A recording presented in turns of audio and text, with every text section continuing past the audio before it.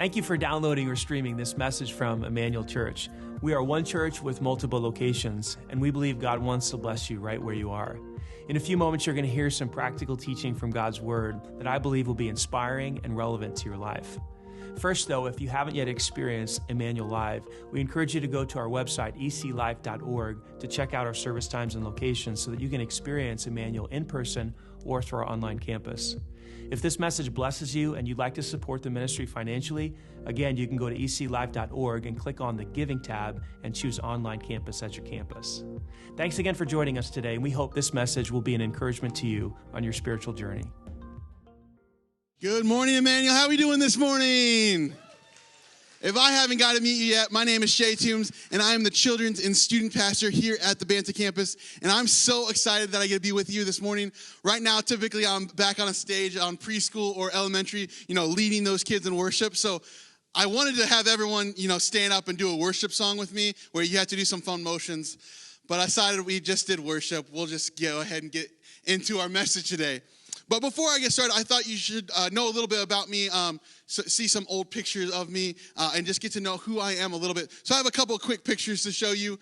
This is me when I decided that a buzz cut was a good haircut for me. It's a terrible choice. My brother thought he should join in, and then my sister and my parents say that's actually a really important day for me. That was when I was baptized.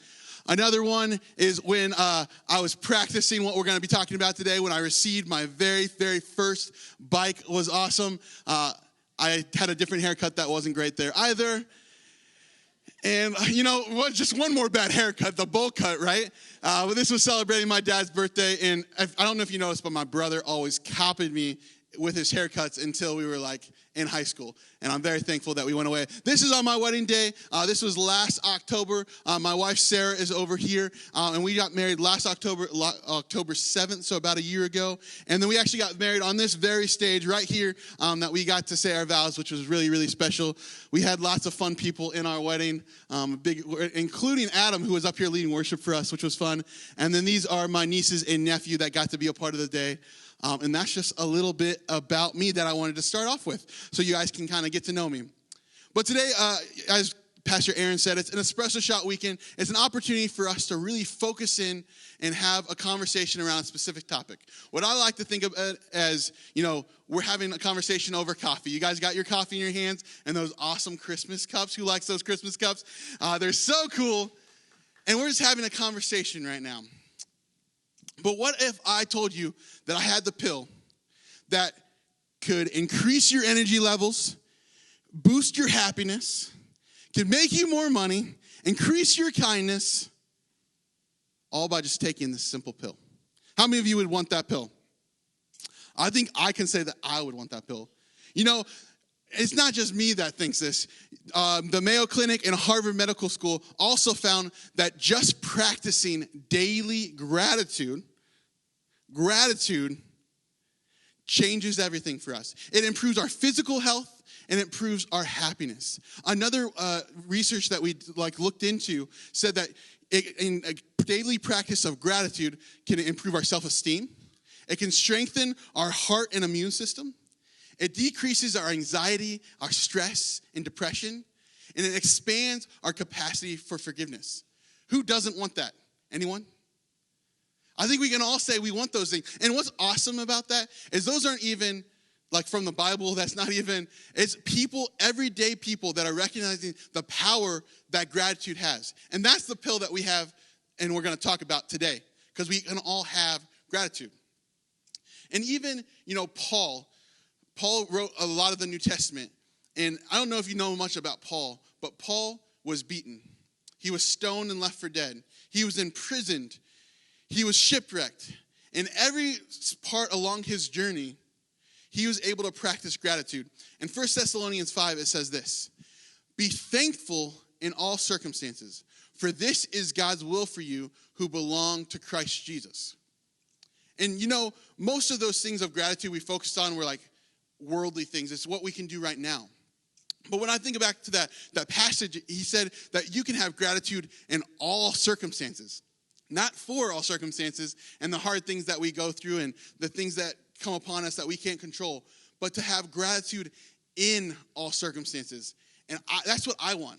I want to learn how to have gratitude in all circumstances. But when I talk about gratitude, I want to just kind of frame this for you so you know exactly the direction that we're talking about. And when I say gratitude, this is what I mean. And so this is the definition of gratitude we're using. Gratitude is the quality of being thankful, a readiness to show an appreciation for, and to return kindness. So I think a lot of times with gratitude, we can like, oh, I'm thankful for that, and that's the same thing. But no, it's a step further. It's an expression of that thankfulness. It's a state of being that we can be in, that we get to show gratitude, that people get to see, the joy that's coming out of the gratitude, of the thankfulness that we have for where we're at. But if we're really honest, and as I was really honest as I thought through this, we're not always super great at this, are we? I don't know about you, but especially when I look back at my childhood, this is not something I had. Maybe you have a teenager right now that's struggling with this to show gratitude. But I know that I wasn't a great teenager. I'll just be honest. You can judge me if you want, but I struggled, let's just say. And so, my mom homeschooled me, and so I struggled, I tried to hide my homework so I didn't have to do it. I might have cheated on a test or 2 or 20. It doesn't matter. All that matters is that I passed high school, but I didn't have gratitude for what was happening. And I remember, we had lots of conversations. Because I wasn't a great kid, my mom and I would have, let's call them heart-to-hearts, right? And maybe some of you know what it's like to have one of those, or you enjoy having those. You don't really enjoy those. But we had these heart-to-hearts, which, would turn into heated discussion, which would turn into yelling. And I remember this one particular time, my mom and I got into a heated discussion. And it got to the point where I didn't want to do whatever she was telling me to do. And I suddenly got into my mind that this was my answer. If you don't stop it, I'm going to call the cops. Because in my 10-year-old brain, I thought the cops would side with me, I guess. I don't really know. But my mom just hands me the phone and says, wait 5 minutes. And it's thinking about times like that where I was not practicing gratitude. But I don't think that's just a kid thing. I think it's an adult thing. I think we struggle to find gratitude. And so, really, it's simple. Gratitude is hard. It's a challenge for all of us.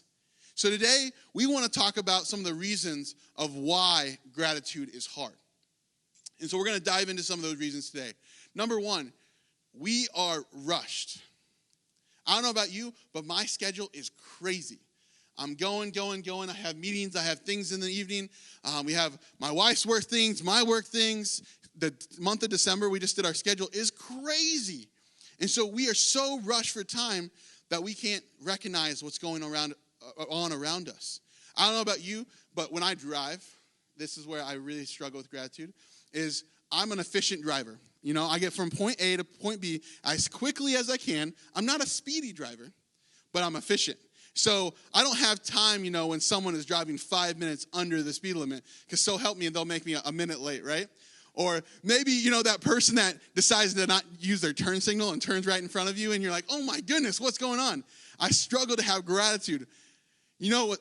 This might be the worst for me, is when I'm coming through an intersection and someone thinks they have time to turn left in front of me, and I have to slam on my brakes or, honk for them just to let them know, you were in the wrong, okay? I just need you to know that you were wrong to do that. And I struggle to have gratitude of the fact that I get to drive places. I'm in my car right now and I'm not having to walk or take other means of transportation, that I get to have my own car. Or maybe for some of you, it can be lots of different things. I just blinked, but that's all right. We compare. The next thing we do is we compare. We compare ourselves to everyone around us. I don't even blame us anymore, As Americans, we are brought into this world to compare to everything else around us. Whether it's through advertisements, whether it's through TV shows, movies. You look at anything and you see what our lives should look like, what we wish our lives look like. Instagram, social media, it's huge. And when we compare ourselves, we'll never live up to what we think we should have. And so it's hard for us to have gratitude with where we're at. I'm going to bring it back to my car right now. I don't have heat in my car. So on cold winter mornings when I'm driving to work and I'm, at a stoplight and I look next to me and it's a nice toasty car, even if it's, a junker, it still has heat going on for it. And so I'm, focused on like, man, you gotta keep my window wiped off so I can see out the glare, that my breath is fogging up the inside. And I'm just trying to stay alive. And I'm thinking, I wish I had that car that had heat in it. And I'm comparing, and I'm not thinking about the fact that I should have gratitude that I can pay for my gas and my car insurance and all of those things. Or maybe we're comparing ourselves to someone at work, and we're comparing to, their salary or their abilities and their skills, and I just wish I could have that. I wish that I was that good at whatever I was doing. Maybe for some of you students out there, you're still rocking that iPhone 6, and you see everyone around you getting those iPhone 11s. And you just want that iPhone 11 so bad, and you're not going to have gratitude that you have anything because you just want that iPhone 11. Or maybe it's looks. Maybe you just want to look a certain way. And so you're constantly comparing yourself to how other people looked, to what body part you wish you could improve on or get better at. And we're constantly comparing to everyone around us, and it causes us not to have gratitude for where we're at. Next, we don't get what we want. I struggle with this one so much because when something doesn't go my way, it's so hard to have gratitude. When I have a great idea that I think is really awesome, I'm really excited about it, and someone says no to it, it's like really defeating, right? It's almost like so sad and it's so defeating that we don't get our way, and so it's hard to have gratitude despite whatever else you choose to do. And I think that happens a lot for us. Maybe you saw some of this on Black Friday. How many of you saw some angry people on Black Friday because they didn't get what they want?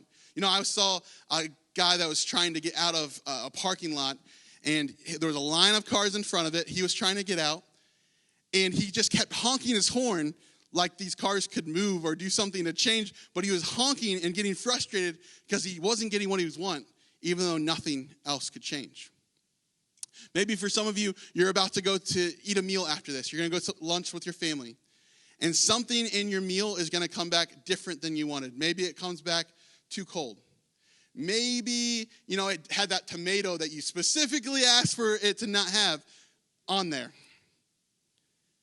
And you're going to get frustrated. You're going to get upset. And you're going to lose your cool. And you're going to tip your server poorly because you didn't get what you want when maybe it had nothing to do with them at all. And this might be my favorite. Our Little League coaches and refs. You already know where I'm going. This is good.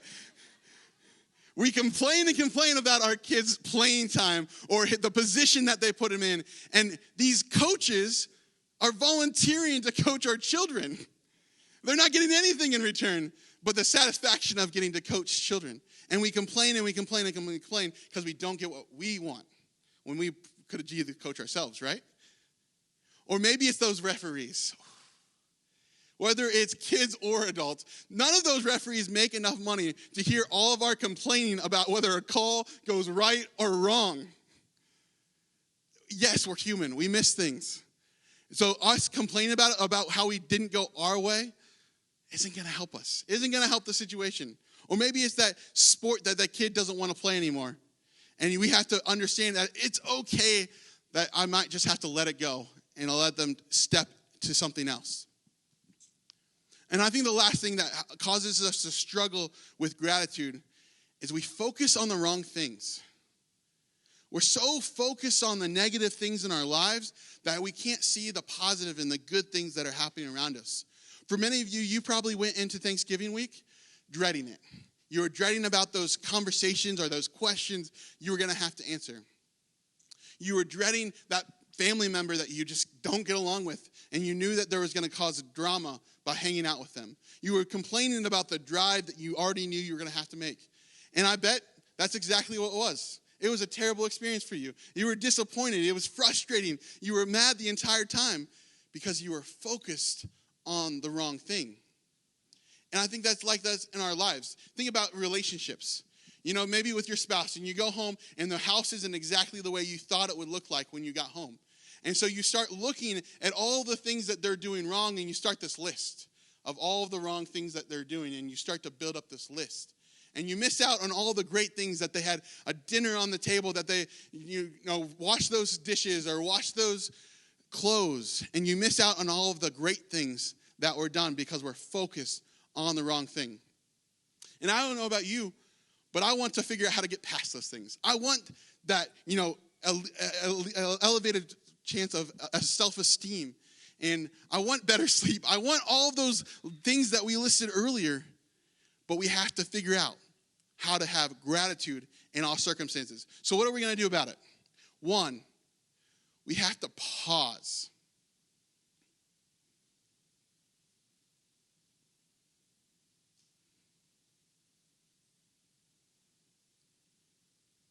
That's probably awkward for a lot of you. We struggle to pause. We struggle to slow down in the midst of everything that we're doing, to intentionally slow down and pause.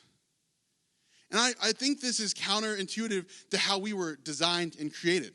This isn't what God had for us. In fact, if we look back in Genesis 2, right after God created the earth, he created Adam and Eve on day 6. This is what happened on day 7. On the 7th day, God had finished his work of creation. So he rested from all his work. And God blessed the 7th day and declared it holy, because it was the day when he had rested from all his work of creation. So I don't know about you, but if God needs rest, I think you and I need rest, right? I think if God has to take a break for a day, we should figure out how do we take a break for even a couple minutes, even those 10 seconds, whatever that looks like. We have to learn to pause. And in biblical times, this was called the Sabbath.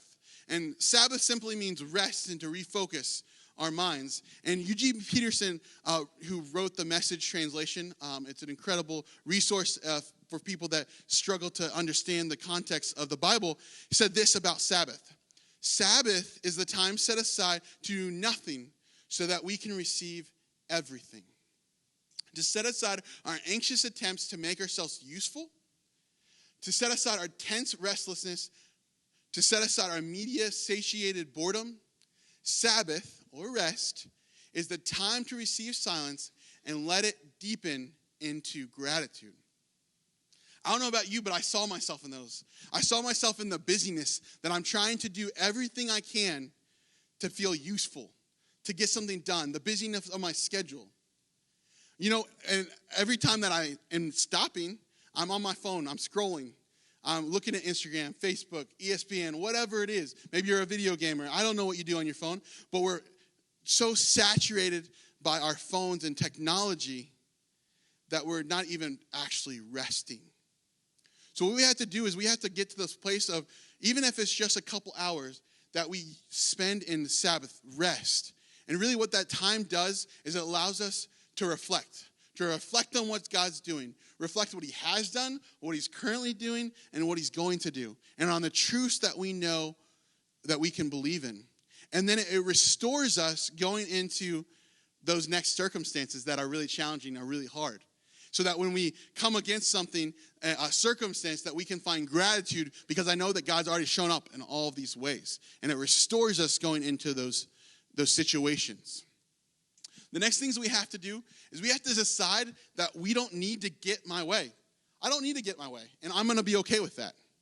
If that person at work, gets that raise that I think I deserve, or that promotion that I think deserve, you know what? I'm going to go to work anyways, and I'm going to do the best job that I can.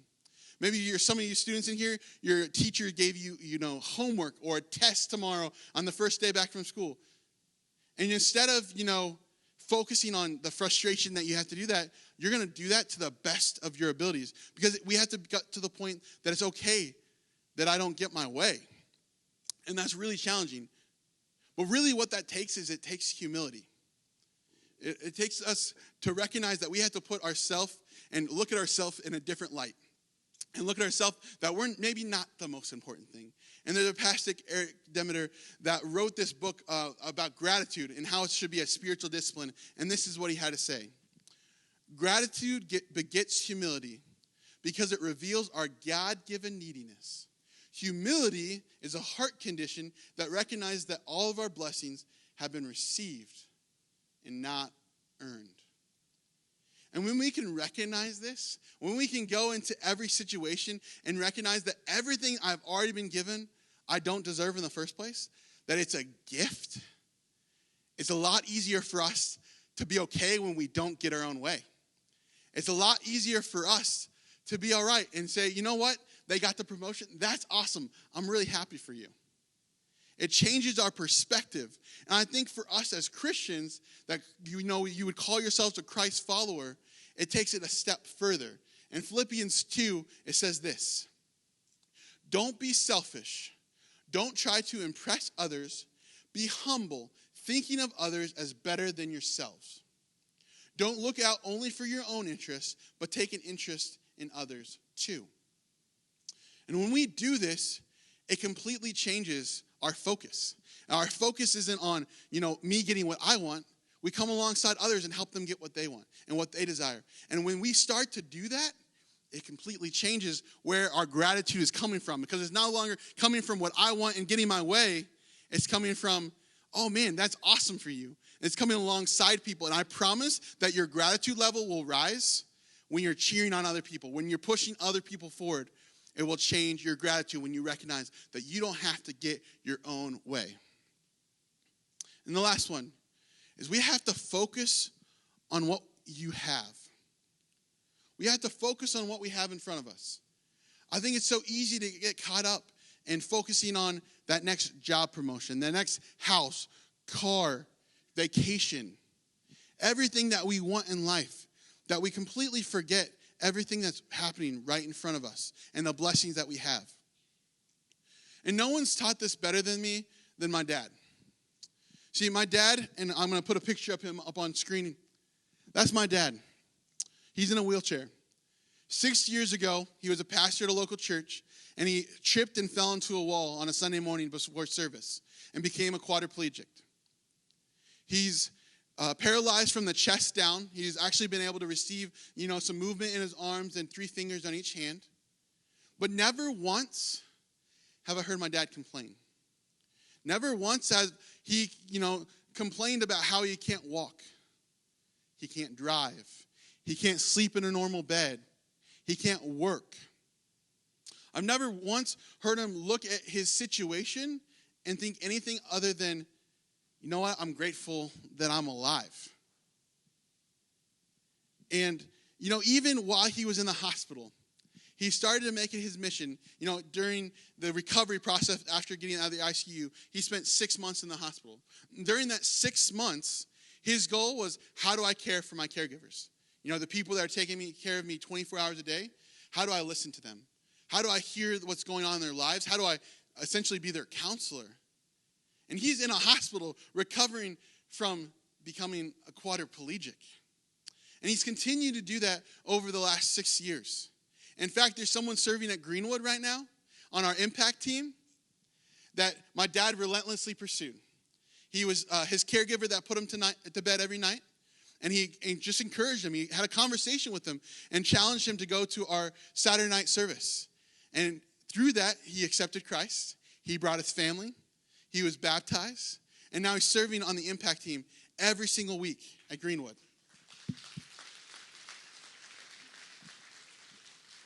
All because my dad was practicing gratitude for the things that he saw in front of him. And Brene Brown, who's a psychologist that really studies this, puts it so well of where our focus should be. And she says this: I don't have to chase extraordinary moments to find happiness. It's right in front of me if I'm paying attention and practicing gratitude.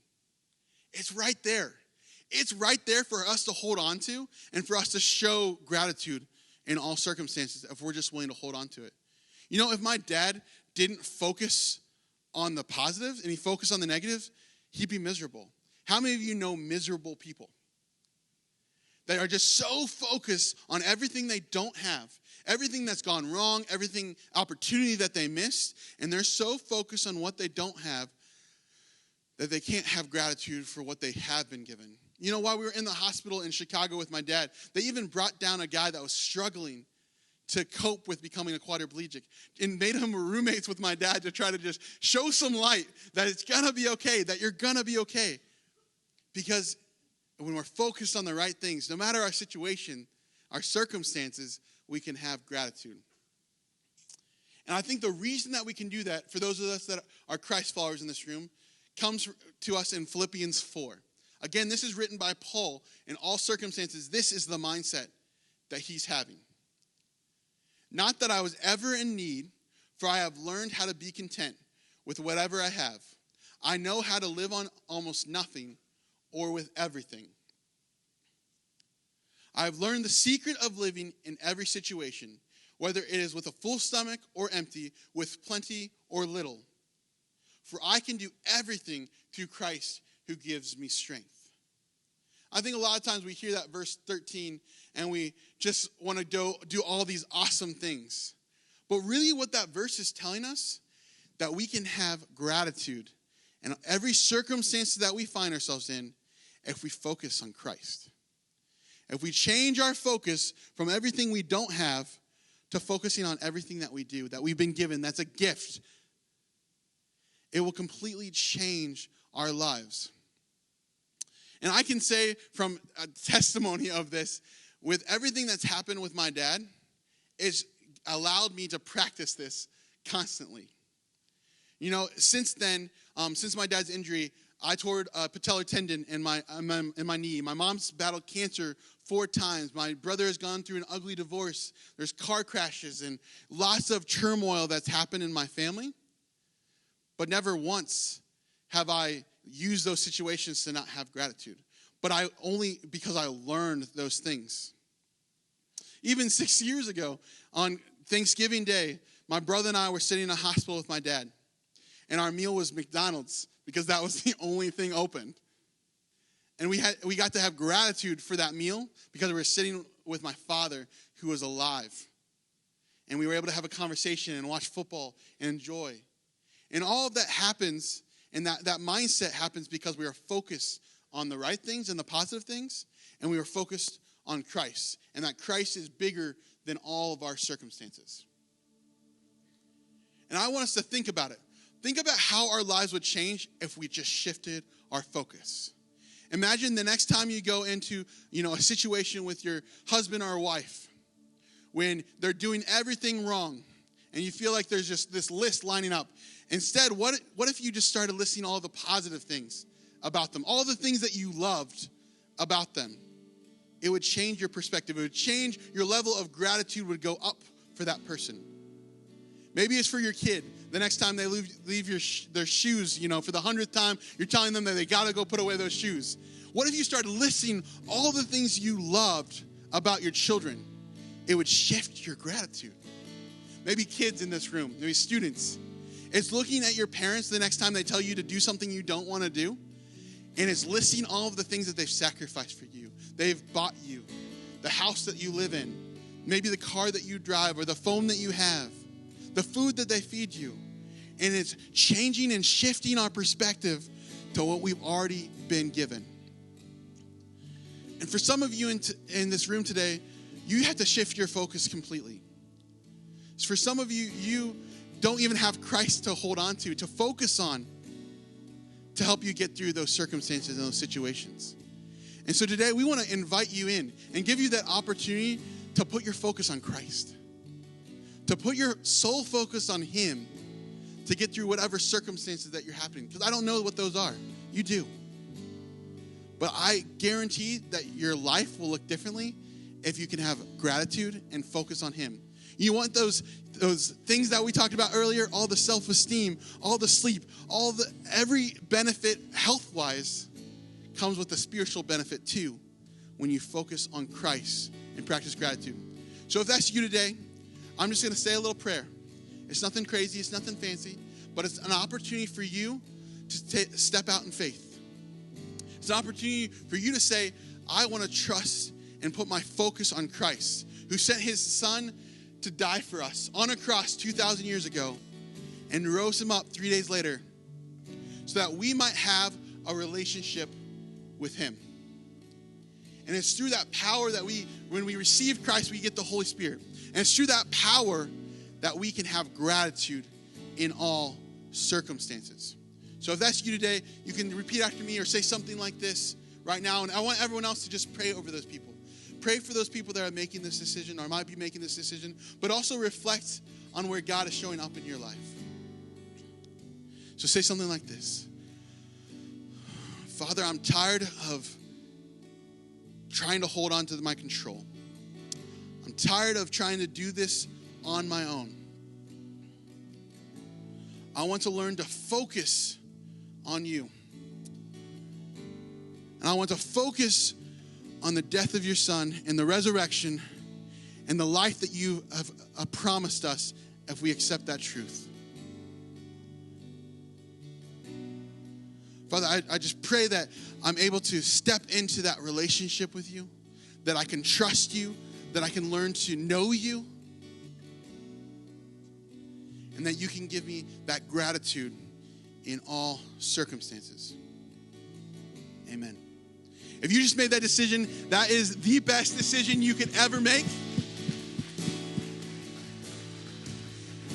And after this service, there's people at the New Believers table in the back of the auditorium that would love to talk to you about what that decision means and how to start walking that out, because it's difficult. And right now, we actually get to do one of my favorite things that we get to do at this church, and that's practice gratitude communally. Right now, we're going to do something called communion. And what communion is simply an act of remembrance, of an act of gratitude for the life that Christ gave to us. So if you're a Christ follower, this is something for us to do together. It has one side that has our wafer and the other side that has our juice. What we're going to do is we're going to take the juice or the wafer first, and we take it in remembrance of the body that Christ had that was dead and buried for us. And then we're going to take the juice. And this is a representation of the blood spilt on the cross for us. And so as we go into this next worship song, I just want you to take some time. I want you to take some time to reflect on what this means to you, what his death means to us before you take it. And with that, I'm going to pass it over to the worship team.